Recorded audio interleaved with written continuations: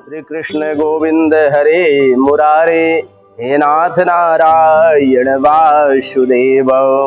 श्री कृष्ण गोविंद हरे मुरारे, हे नाथ नारायण वासुदेव। बोलो श्री कृष्णचंद्र भगवान की जय, लक्ष्मी नारायण भगवान की जय, एकादशी महात्म की जय। अधिक मास शुक्ल एकादशी व्रत कथा। ये ज्येष्ठ का अधिक मास है, शुक्ल पक्ष है और एकादशी तिथि है। भगवान श्री कृष्ण से धर्मराज युधिष्ठिर पूछे कि हे भगवान, अब आप कृपा करके अधिक मास, जिसको मलमास बोलते हैं, इस अधिक मास के शुक्ल पक्ष की एकादशी का नाम क्या है और इसकी विधि क्या है और इसकी महिमा क्या है, सो विस्तार पूर्वक बताने की कृपा करें। तब भगवान श्री कृष्ण बोले कि हे राजन, इस अधिक मास की एकादशी का नाम है पद्मिनी, जो 3 वर्ष में आती है। कितने वर्ष? 3 वर्ष। और एकादशियां तो 1 वर्ष में 1 बार आ जाती है, लेकिन जो आज की एकादशी है अधिक मास की पद्मिनी, यह इस प्रकार से 3 वर्ष में आती है। इस कारण से मनुष्य को प्रयत्न करके और 3 वर्ष में आने वाली जो पद्मिनी एकादशी है, जिसका नाम है पुरुषोत्तमी, भगवान श्री कृष्ण ने इस अधिक मास मलमास को अपना नाम दिया था, इसलिए इसका नाम एक पुरुषोत्तमी एकादशी है। तीसरा नाम है कमला, अर्थात इस एकादशी का व्रत करने से मनुष्य के जीवन में धन की वृद्धि होती है, इसलिए कमला मतलब लक्ष्मी जी का। और बोले कि पुत्र की प्राप्ति होती है। जो कोई मनुष्य इस पद्मिनी एकादशी का व्रत करते हैं, उन्हें पुत्र रत्न की प्राप्ति होती है। भगवान श्री कृष्ण बोले कि 10वीं के दिन क्या करना चाहिए, तो बोले एक समय भोजन करो, और बोले बैंगन की सब्जी नहीं खाओ, कटहल की सब्जी मत खाओ। बैंगन खाने से इस प्रकार से 6 महीने तक बैंगन के बीज पड़े रहते हैं, तो एकादशी के पहले बैंगन मत खाओ, कटहल इस प्रकार से मत खाओ। इस पर क्या होगा, तो बोले वात रोग की वृद्धि होगी। पराया अन्न, दूसरे का जो भोजन है, दूसरे के घर खाने वाले, बोले दूसरे के घर भी नहीं खाना चाहिए, व्रत करना चाहिए तो 1 दिन पहले, और व्रत वाले दिन तो कुछ खाओ मत दूसरे का। और बोले कि ब्रह्मचर्य का पालन करते हुए भूमि पर शयन करना चाहिए, पृथ्वी पर शयन करो। फिर दूसरे दिन एकादशी के दिन सूर्योदय से पहले प्रातः काल उठकर नित्य क्रिया से निवृत्त होकर के पवित्र गंगा, यमुना, गोदावरी, त्रिवेणी, जो भी कोई पवित्र नदी हो, उस नदी में स्नान करके और इस प्रकार से उस तीर्थ का जल लेकर, गंगा इत्यादि तीर्थों का जल लेकर के, और भगवान देवाधिदेव महादेव के शिवलिंग पे अर्पण करना चाहिए। इससे लाभ क्या है, तो बोले कि मुक्ति की प्राप्ति होती है। जो गंगा जल आन चढ़ा वहीं, सो सायुज मुक्ति नर पावहीं। जो गंगा जल भगवान देवाधिदेव महादेव के ऊपर अर्पण करते हैं, उन्हें सायुज मुक्ति की प्राप्ति होती है। फिर क्या करें, तो बोले भगवान विष्णु के सामने ऋतु फल अर्पण करें।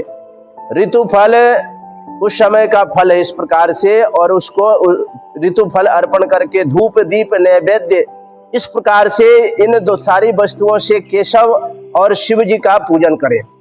केशव मतलब लक्ष्मी नारायण भगवान श्री कृष्ण। और उस दिन इस प्रकार से किसी की निंदा न करें, किसी की बुराई न करें, चुगली न करें, और रजोसोला स्त्री का स्पर्श न करें। बोले पुराण इत्यादि की कथा सुनते हुए और जल पीकर व्यतीत करें या फलहार लेकर के व्यतीत करें। फिर बोले कि सायंकाल भगवान नाम का कीर्तन करें, रात्रि जागरण करें। तो बोले जैसे शिव जी की पूजा शिवरात्रि, महाशिवरात्रि पे होती है, उसी प्रकार से भगवान लक्ष्मी नारायण की पूजा या भगवान श्री कृष्ण की पूजा 4 प्रहर करनी चाहिए। प्रथम प्रहर में भगवान को नारियल चढ़ाओ, दूसरे में बिल्व फल, तीसरे में सीताफल, चौथे में सुपारी या नारंगी अर्पण करना चाहिए भगवान को। इस प्रकार से जो कोई अर्पण करता है, उसे पहले प्रहर के पूजन से अग्निष्टोम यज्ञ का फल मिलता है, दूसरे प्रहर की पूजन से वाजपेयी यज्ञ का फल मिलता है, तीसरे प्रहर की पूजा से अश्वमेध यज्ञ का फल मिलता है, और चौथे प्रहर की पूजा से राजसु यज्ञ का फल मिलता है। और इस प्रकार से 4 चीजों की वृद्धि होती है, यज्ञ, तप, विद्या और पुण्य। जो रात्रि जागरण करके भगवान विष्णु का पूजन करते हैं, उनके जीवन में यज्ञ का फल मिलता है, तप का, विद्या का और ढेर सारे पुण्य प्राप्त होते हैं। इस प्रकार से सूर्योदय से उठ करके स्नान करें, फिर रात सूर्योदय होने पे इस प्रकार से भगवान का पूजन करें, द्वादशी का पारण करें। तो भगवान श्री कृष्ण बोले किस प्रकार से इस पद्मिनी एकादशी का संपूर्ण फल मिलता है। अब बोले इस एकादशी का जो व्रत करते हैं उन्हें पुत्र रत्न की भी प्राप्ति होती है। प्राचीन समय की बात है वंश में एक राजा था। उस राजा की 10,000 पत्नियां थी, लेकिन उस राजा का कोई पुत्र नहीं था। तब इस प्रकार से राजा ने सोचा कि मेरा जीवन व्यर्थ है कि 10,000 पत्नियां हैं, फिर भी मेरे को कोई पुत्र नहीं है। राजा इस प्रकार से सब कुछ छोड़ करके और गंधमादन पर्वत पे इस प्रकार से तप करने के लिए जाने लगा। उस समय राजा हरिश्चंद्र की एक पुत्री थी पद्मिनी, उसका भी विवाह उस राजा के साथ हुआ था। तो 10,000 पत्नियों में एक पद्मिनी भी थी। अभी तक हम लोगों ने क्या सुना था कि राजा हरिश्चंद्र के का एक पुत्र था, पत्नी थी और वो 3 थे, लेकिन एक पुत्री भी थी उस जिसका नाम पद्मिनी। उस पद्मिनी के नाम से ही इस पद्मिनी एकादशी का नाम पड़ा, अधिक मास के। तो वो राजा हरिश्चंद्र की पुत्री उस राजा की छोटी रानी थी। अब राजा के साथ वो भी तप करने के लिए गई, परम प्रिय थी, और उन्होंने रेशमी वस्त्र त्याग दिए और बलकल वस्त्र धारण करके गंधमादन पर्वत पे तप करने के लिए गए। 10,000 वर्षों तक उन्होंने तप किया और 10,000 वर्ष तप करने के बाद भी इस प्रकार से उन्हें पुत्र की प्राप्ति नहीं हुई। तब इस प्रकार से उन्होंने देखा कि शरीर पे केवल नस और अस्थि मात्र हड्डी दिख रही है, सारे मांस गायब हो गए तप करने से।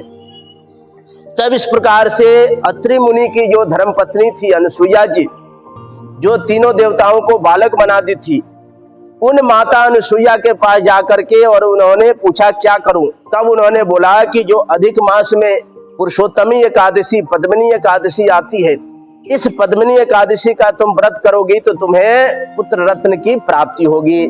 फिर वह रानी इस प्रकार से अपने पति राजा के पास जाकर के बताई और राजा ने इस प्रकार से इस महीने की 2 एकादशियां, पहली पद्मिनी और दूसरी एकादशी परमा, इन 2 एकादशियों का विधि पूर्वक व्रत किए, कीर्तन किए, जागरण किए और ओम नमो भगवते वासुदेवाय इस मंत्र का जप किया। तो इस मंत्र के जप और एकादशी के व्रत के प्रभाव से उनके घर में इस प्रकार से एक बड़ा ही दिव्य पुत्र पैदा हुआ, जो ऐसा पुत्र था कि कोई देवता, मनुष्य, नाग, दैत्य, राक्षस, गंधर्व कोई उस पुत्र को मार नहीं सकता था। ऐसा पुत्र जो एक बार लंकापति रावण को भी अपने जेल में बंद कर दिया था। फिर रावण के दादाजी पुलस्त ऋषि जाकर के उस कार्तवीर्य, उस पुत्र का नाम था कार्तवीर्य। तो भगवान श्री कृष्ण बोले कि जब से उस पद्मिनी रानी ने इस एकादशी का व्रत किया तो उसके नाम से यह एकादशी का नाम हो गया पद्मिनी एकादशी। और इस पद्मिनी एकादशी के दिन जो कोई व्रत करता है उसके घर में पुत्र रत्न की प्राप्ति होती है। इस पद्मिनी एकादशी के व्रत के प्रभाव से उस राजा के और पद्मिनी नाम के रानी को कार्तवीर्य नाम का पुत्र उत्पन्न हुआ, जो रावण के ऊपर भी विजय प्राप्त कर लिया था। भगवान श्री कृष्ण बोले कि जिनको पुत्र रत्न की प्राप्ति नहीं हो रही है, वे इस प्रकार से अधिक मास की ये दोनों एकादशियां, पद्मिनी और परमा एकादशी का विधि पूर्वक व्रत करते हैं तो उनके घर में पुत्र रत्न की प्राप्ति होती है। जो कोई मनुष्य इस पद्मिनी एकादशी का व्रत कर ले तो उसके जीवन के सभी पाप नष्ट हो जाते हैं, या इस पद्मिनी एकादशी के जो कथा भी सुन ले तो उसके जीवन के सभी प्रकार के पापों का नाश हो जाता है और जीवन के अनेक सुखों को भोग कर अंत में वे भगवान श्री विष्णु के लोक वैकुंठ को जाते हैं। बोले श्री कृष्णचंद्र भगवान की जय। एकादशी महात्म की जय।